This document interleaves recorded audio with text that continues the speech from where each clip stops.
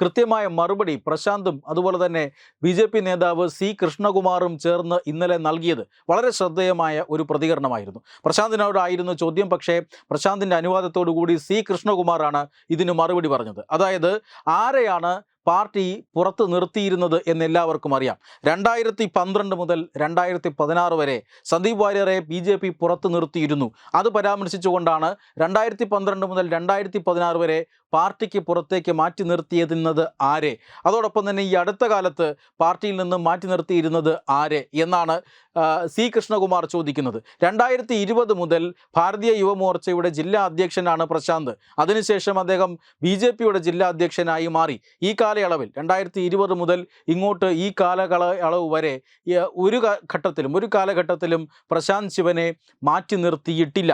പിന്നെ ആരെയാണ്, അല്ലെങ്കിൽ പിന്നെ എന്തിനാണ് സന്ദീപ് വാര്യർ ഈ കള്ളം പറയുന്നത് എന്ന ചോദ്യമാണ് സി കൃഷ്ണകുമാർ ഉന്നയിച്ചത്. മാത്രമല്ല അദ്ദേഹം ഒരു ഗൗരവമുള്ള കാര്യം കൂടി പറഞ്ഞു. തൻ്റെ പക്കൽ ചില വാട്സാപ്പ് ചാറ്റുകളുണ്ട്.